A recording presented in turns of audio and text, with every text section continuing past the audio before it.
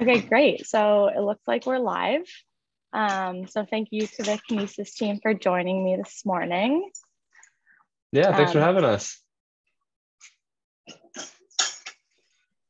I'm Hannah from Run the Edge, for those who don't know me and anyone that's joining us. We're going to jump into some mobility topics and then open the floor to any questions. We can start with like a quick intro if you want. I know we've done this before, so. Yeah, we've done a couple of live streams now, but I'm Chris with Kinesis, and the rest of the team. We'll start with Tim, Ashley, and Chris. Right. I'm Tim. I work mostly with the strength and conditioning part for athletes within Kinesis. I'm Ashley. I'm a running coach and a running journalist. I'm Chris. Bear with my big C on the screen, balancing a few things at life in the moment. But I'm the head run coach here at Kinesis. Basically, just that explains it to the run coach. But me and Ashley work together on that end of the things.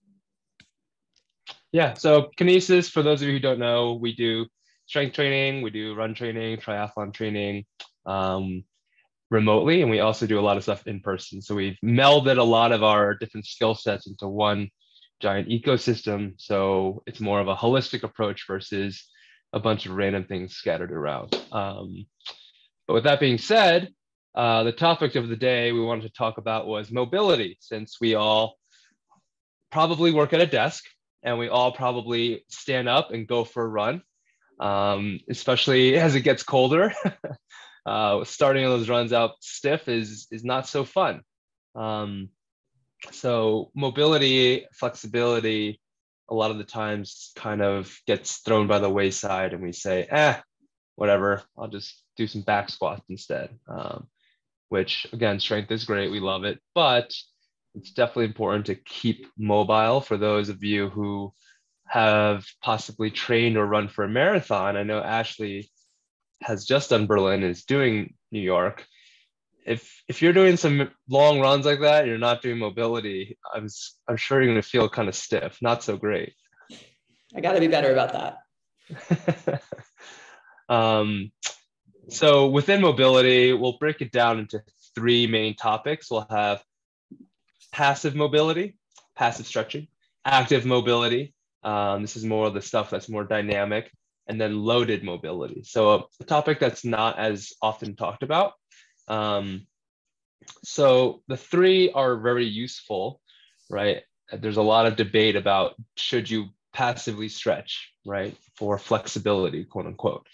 And blah, blah, blah. You've probably heard, oh, it doesn't help. Oh, it does help. At the end of the day, sometimes it feels good, do it. But what you're doing with passive flexibility work is you're restoring range of motion. So if you're feeling like something's really tight, really, really overused, that's a time to do some passive mobility, like a calf stretch, a couch stretch. That's a great one, especially if you don't have a lot of resources around. A good old hamstring stretch, right? We've all done that probably sometime in the past. Like, oh man, my hamstrings are tight. I'm gonna try to reach for my toes or something. And those are a couple examples of passive stretching. You'll probably see most of us out on the roads or in between intervals, just passively stretching, like, oh, pulling my leg behind me, so on and so forth. So those are some examples of passive stretching that can be really useful. Do you guys want to add anything on passive stretching, maybe like when to do it, when not to do it? Well, Chris can maybe speak to this, or Ashley more for running, but I find that it's better for me. I prefer more passive stretching after doing like a lifting session versus before it. I think Chris will probably talk more on the mobility part, but I find that passive stretching before a strength session for me does not, I don't feel like it gets my blood moving quite the same versus like more of a dynamic type of mobility. So that's just something that I think he'll probably jump into a little more. I generally do passive stretches either in the morning or at night, not related to my workout, just to kind of wake up my body. I have a little series of, I don't even know the names of all of them, but I go through pigeon pose, a hamstring stretch, a quad stretch, a couple other things, using my bed as sort of a table or bench, however you want to call it. And I find it just loosens me up, after sleeping or before I go to bed. It makes me feel a lot better. It's just a series of 5 and it feels really nice, but I don't do that before a workout. Before a workout, I always do dynamic stretching.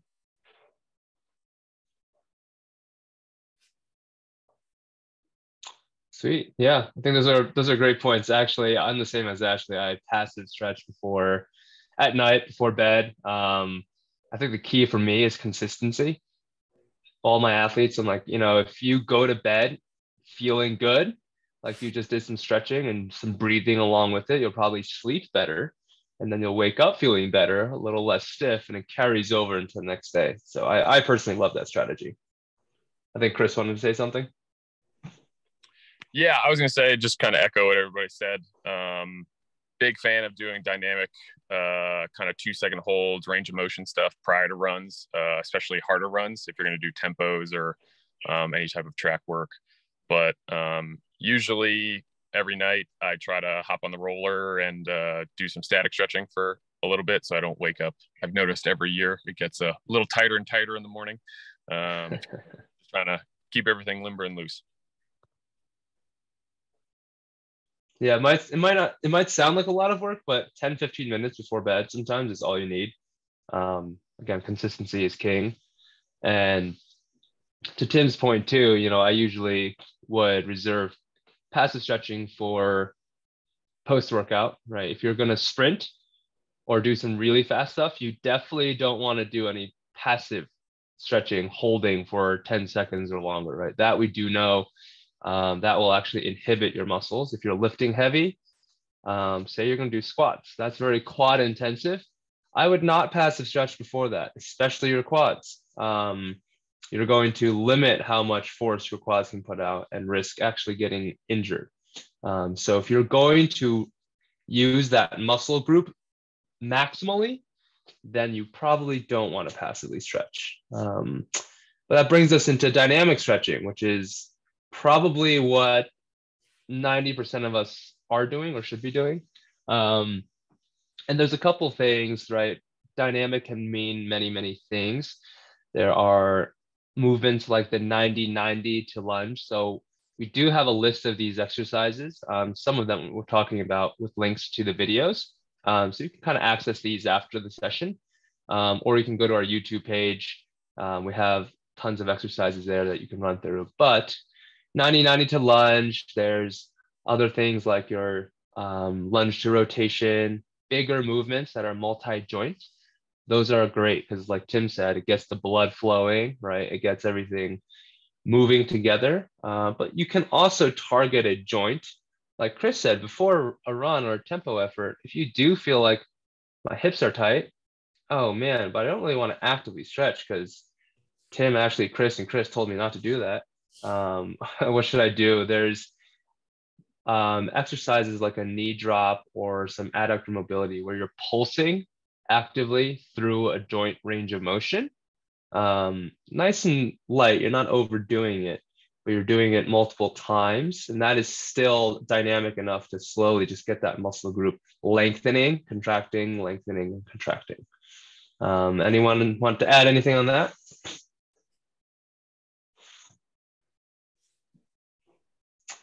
Sweet. So perfect.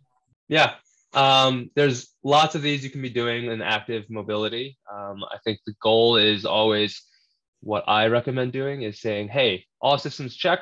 Let's go through some bigger multi-joint ranges of motion and exercises. And then from there, you'll probably feel as you're doing these exercises, man, my hips or my back is just really, really stiff today. And then you can move into some targeted active mobility. Like we talked about, a knee drop is a perfect example. It's literally where you put one foot on a box and you drop your opposite knee down towards the ground. And that'll kind of be a quad and hip flexor based quote unquote mobility exercise, right? So that'll target that front line quads and hip flexors, helping you open up the front of your hip. Pigeon is a great one for, or 90-90 actually is a great one for the backs of the hips, internal, external rotation, so on and so forth. So again, this can be done before exercise. It can be done after as well. If you don't feel like you're overall all that stiff, doing it afterwards, just as a cool down, super effective as well. Takes like 5 minutes, honestly. We warm up with it in the gym all the time. I warm up my athletes on the track, off the track after as well. Takes 5 minutes, right? Usually we can all spare another 5 minutes just to reset the body before hopping back into the car without doing a cool down or some mobility. And, you know, you get a little stiffer if you do that. Chris can attest to that.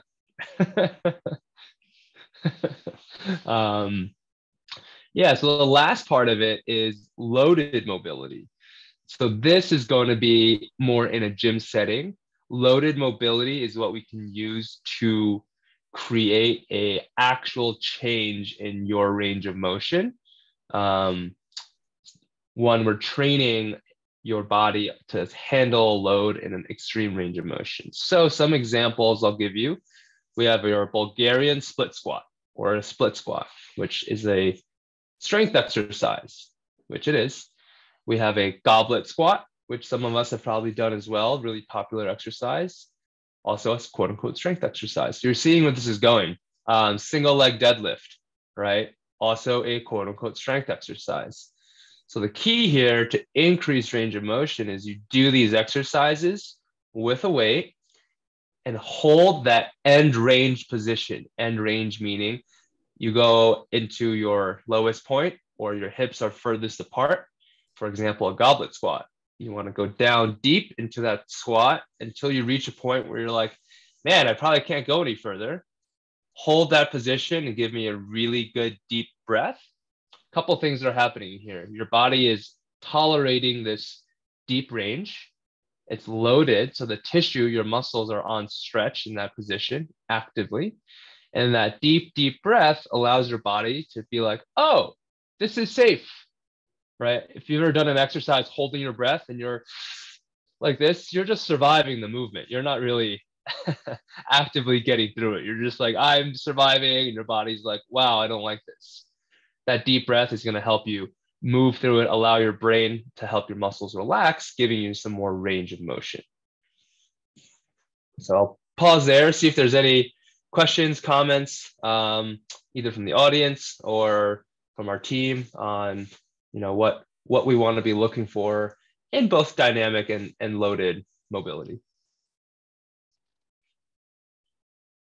I think for what I've found too, working with like within running and strength is doing enough so finding that fine line of like how much is enough for you to feel like you're getting some increased like tissue extensibility versus, you know, you don't want to just make sure you're not overdoing it to where, okay, now you spent 25, 30 minutes doing stuff and it's like, okay, are you know, so there's like a fine line. So as you get into it, I think it's important just to listen to your body. You're not trying to reach like some new end range you've never made before.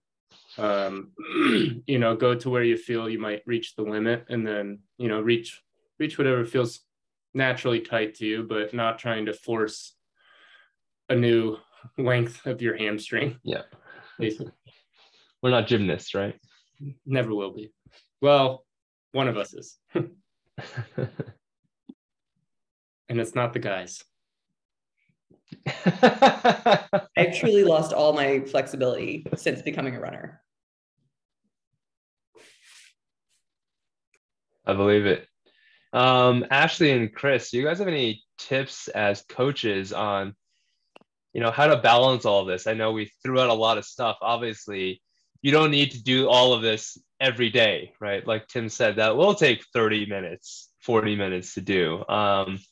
So any tips on how to just sprinkle it into, you know, a week or a month in your run training? Yeah. When I was coaching at the university level, I feel like I would always get complaints back from kids because they would complain that they have class and we have training and they have a lot on their table.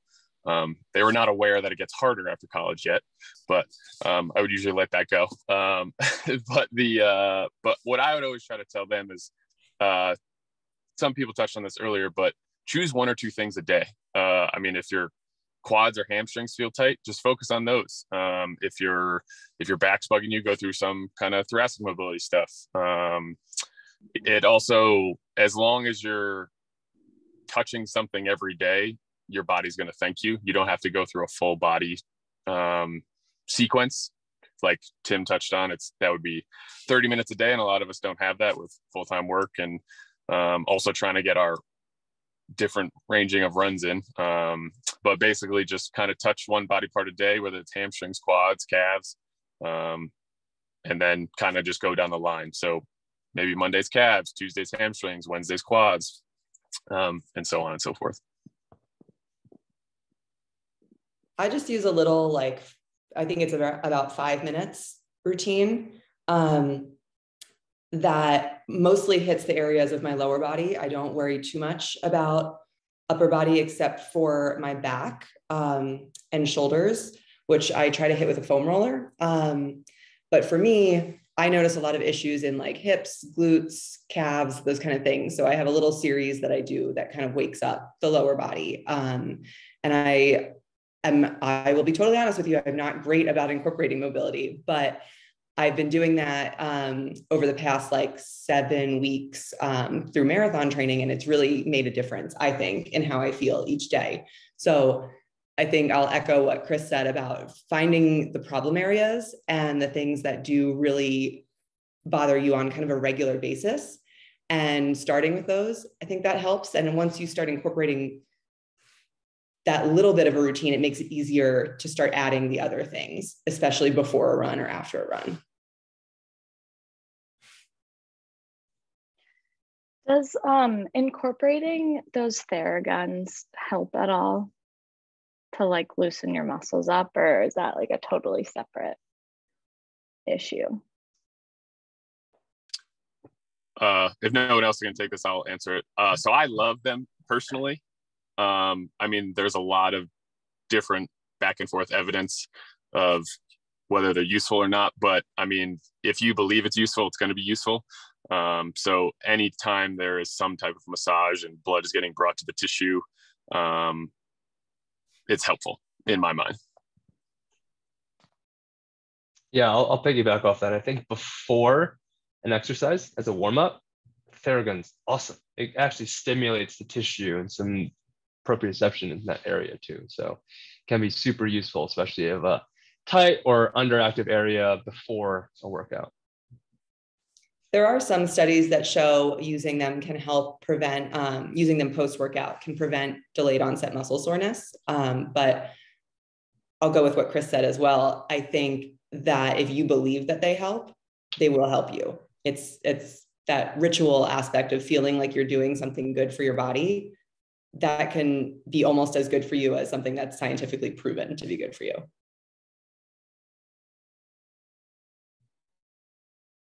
Totally. Again, remember, science is based off of generalizing, right? We're all different. So if you feel like something's good for you, it's probably okay.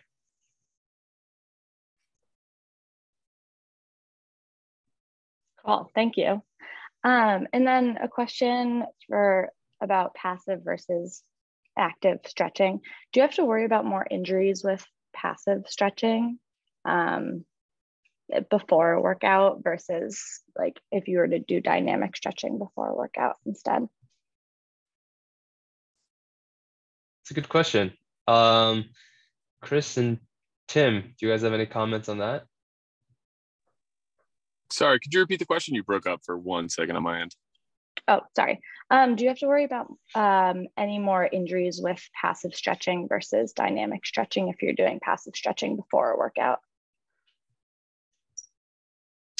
So you usually want to avoid passive stretching before any runs or workouts.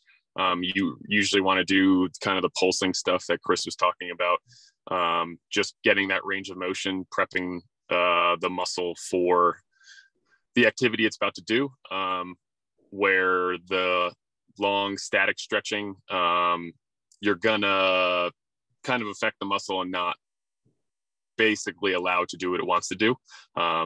It wants to be task specific. So if you're doing that pulsing before a run, it's prepping the muscle to be ready to be loaded as it takes its step on every single step of your run.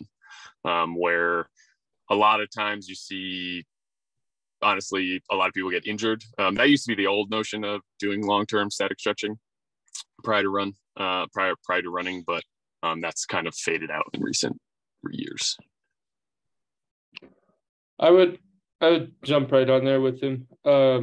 I think for me too, sometimes it can be helpful, like for running, before the workout, particularly in addition to the stretching, just making sure you don't just show up to the track and you like start your workout, 5 to 15 minutes of like easy running, very easy running. And then you can jump into the dynamic warm-up mobility drills. I think that's also a pretty helpful way so that you're not, you kind of get your brain a little programmed too of like, okay, I'm going to run, or I'm going to lift too. You could start with just a really light weight of the lifting movement after you've done some of the mobility. But I think, I would agree saving the passive till you're done. Much like Chris had said earlier, just like the tissue, you want to get the blood flow, you want to get some more movement in there. And then I find that passive stretching also helps with like the cool down because you're just laying there usually. Or, you're like done. So you're like, okay, feeling. Yeah, you're like, this feels really nice now. I don't have to do a thing. Just hold this position for 10 to 15 seconds, or however long you can maintain focus.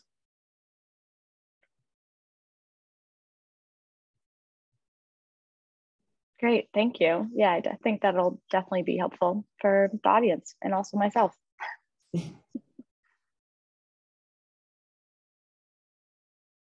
Sweet. Any more questions, Hannah? So we had a few come in like beforehand when we were asking people for questions. So this isn't directly related to mobility things. Great. And maybe Ashley can help answer this one. When would you recommend someone start training for a marathon if, like, let's say they don't run, not directly from a couch, but like a casual runner in training for a marathon? I mean, generally, I feel like there's a couple answers to this. If you have not run close to that distance, you probably need a good couple months of base building before even starting a marathon training plan. Generally, marathon training plans are 12 to 20 weeks, depending on your fitness level. I generally do about a 16-week plan for the people that I work with and for myself. If you are super fit, 12 weeks can be enough, but most people benefit from 16 plus. And especially if you're newer, I would look at 20 weeks plus some base building before that to get yourself comfortable to like a slightly longer distance, long run and higher volume during the week. Because it's a lot of intensity on your body, a lot of miles. And so you want to make sure you're able to handle that before jumping into a marathon specific plan.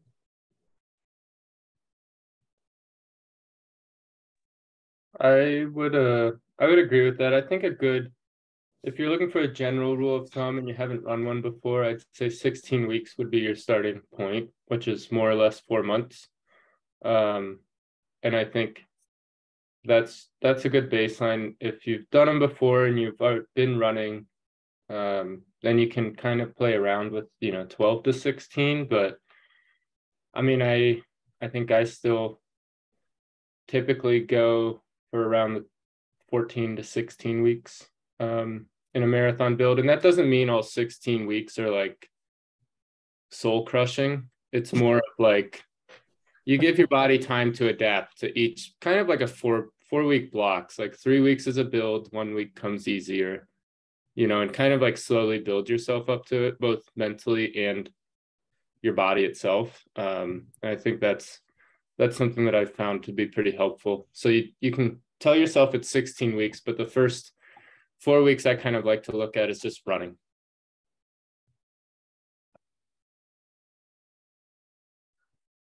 Cool, thank you. Yeah. And then I'll also comment and say, I think this is where a lot of people get confused on what plan to buy, right? Or do I need a coach? Well, I'm just starting. I probably don't need a coach yet.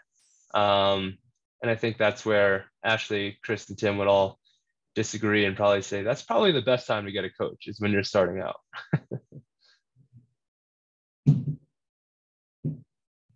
Yeah, I had a coach my first one, or at least somebody who guided me per se, because I had no clue. And also I think there's a bit of uncertainty, and like I think the rate of injury is significantly higher on your first one if you're just winging it.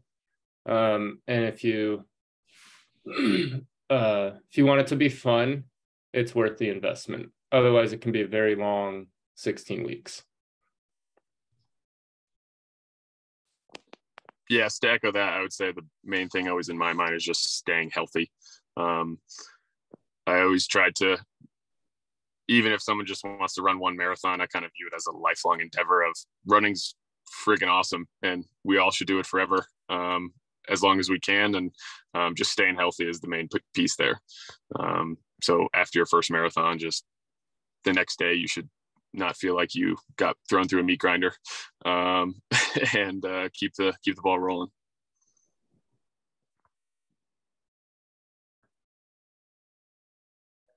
great, thank you.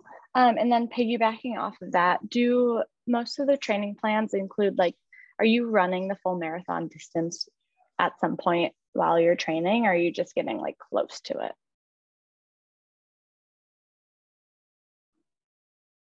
I think that you can go, Ashley.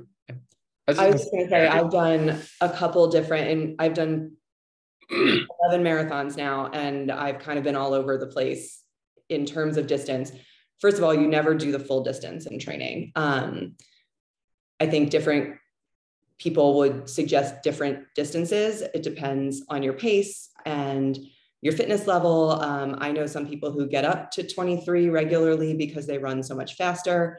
I did 23 in my first marathon, training for my first marathon, because I wanted to know that I could get to that point mentally. But since then, I have never run over 21 in training for a marathon.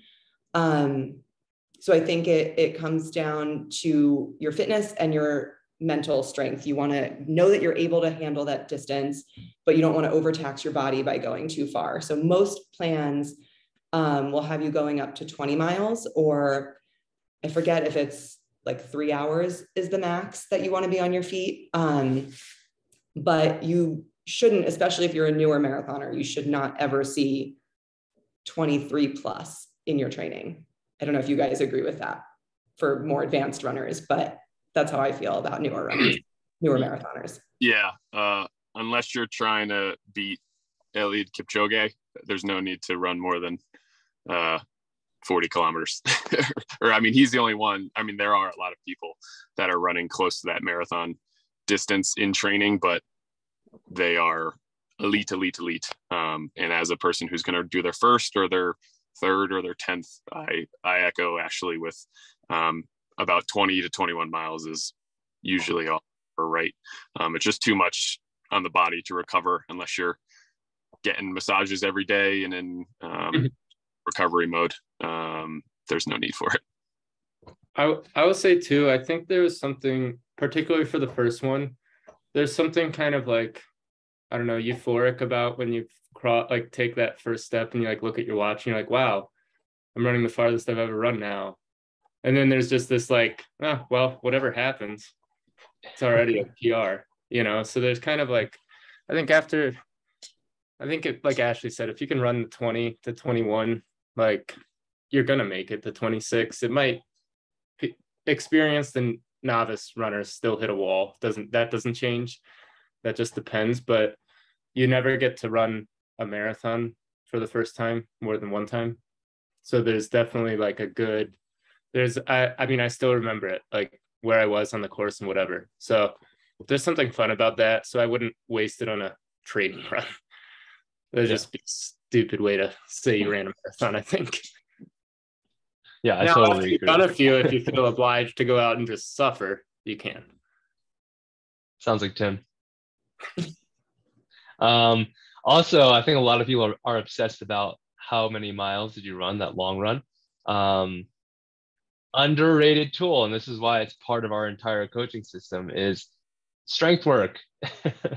If you're doing that strength work, it'll get you through those final miles versus not doing it. And that's why it's totally incorporated. But we can talk a little bit more on that later on.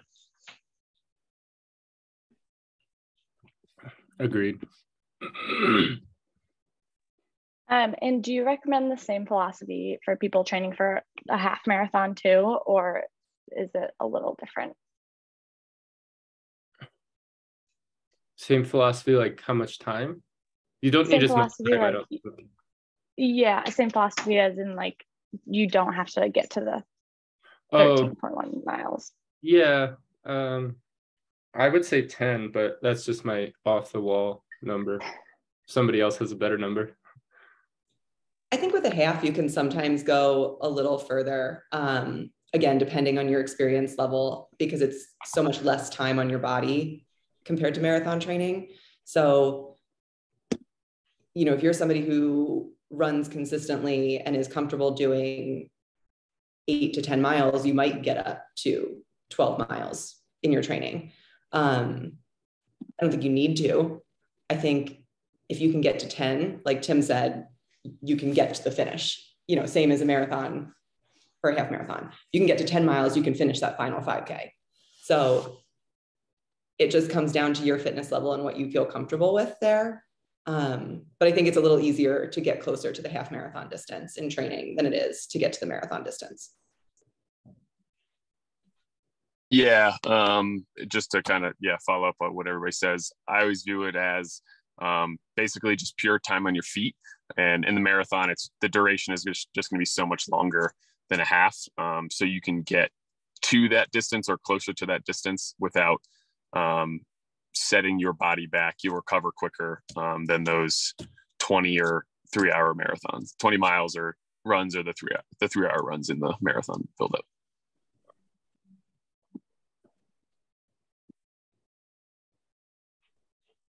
Cool. Thank you. I agree with all of them.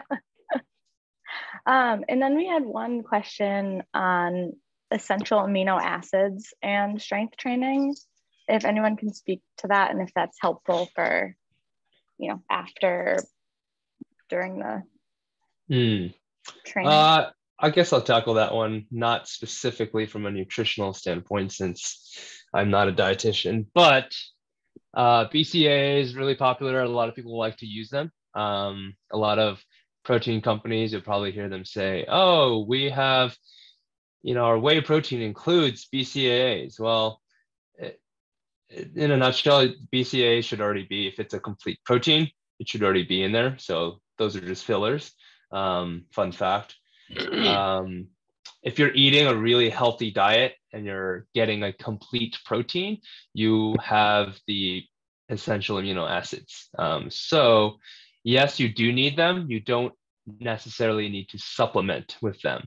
I think sometimes if you are vegan or vegetarian and you know that in your diet, you're not quite getting complete proteins in, for example, a pea protein isolate, for example, sometimes there are multiple of the amino acids in, but if you don't have a true complete protein, you're not going to quite get the same spectrum of amino acids, if that makes any sense. So long story short, in my opinion, as not a dietitian and as a strength coach, if you're eating well, you should be fine. If you're definitely getting that complete protein in, you can look it up what a BCAA is. It has all these things in it, like a chicken steak. I forget, I think black beans are a complete protein as well, and eggs, complete protein. So as long as you're getting that in, you should be good. You don't need to supplement.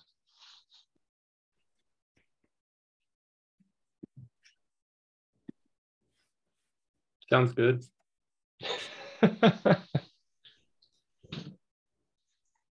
Cool, thank you. So those are the questions that had come in on our end.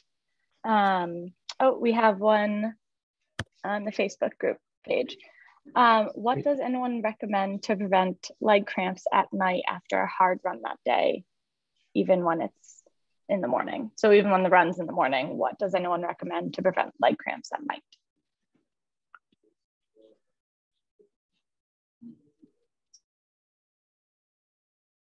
Anyone have any experience with leg cramps?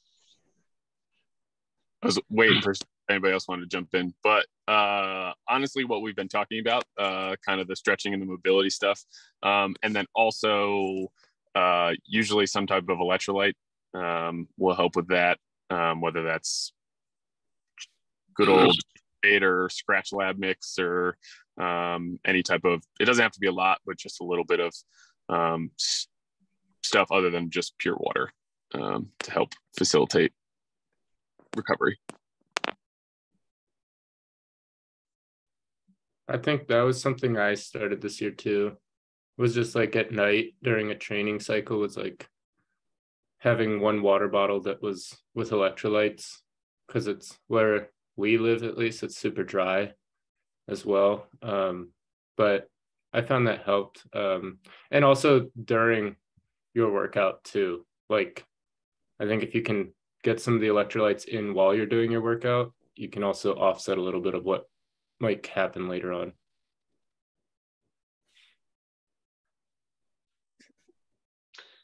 Yeah, I'll add, if it's very chronic, it keeps happening, I would just go get a regular checkup, get some blood work done. The doctor might just be like, hey, you need to take more magnesium or something. I'm not telling you to take more magnesium, I'm saying something might pop up where it might be a really easy fix as well.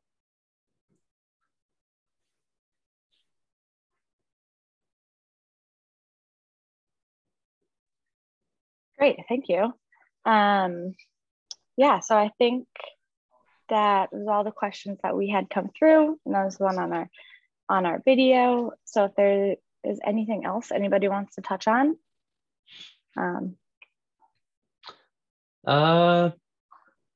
Yeah, nothing else that specifically I wanted to touch on. I think today was a really interesting topic, talking about some marathon training questions as well. And I think this is the beauty of coaching. I mean, when I was racing, I had a coach. Chris was a coach, and blah, blah, blah. There's so many templates out there. We have some training plans, and I would refer someone to getting a coach, whether it's with us or not with us, any day, just because it's so variable. A training plan is just this piece of paper that says do this. It's not taking into account anything in life, or like, hey, I don't feel great today, can I move my workout, or what should I do instead? Or hey, you might have done a workout way too hard, and if you have a coach like Chris, Ashley, or Tim, they might be like, hey, you went too hard, you need to back off, that's too much, because next thing you know, you're going to be injured. So I have a coach myself for a reason too. I'm in the weight room and I like to push really hard. And next thing you know, I'm overtrained, and I'm not going to tell myself to stop anytime soon. So I'll dig myself into a hole there. So we definitely like to push people towards coaching, just because it is really the most effective way to go. Yeah, it's good. It's like people have financial planners and financial advisors for a reason, right? Because I don't know how to manage my money. Same thing goes for running, right? You're putting fitness in the bank instead. Here's my cheesy quote of the day. There you go. Couldn't have said it better myself.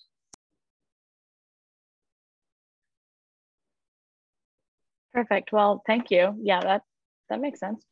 I don't know how to manage my money or my fitness all the time. So, well, perfect. Thank you all for joining me today. and Chris, we can touch base on the next one as well when we want to plan for that.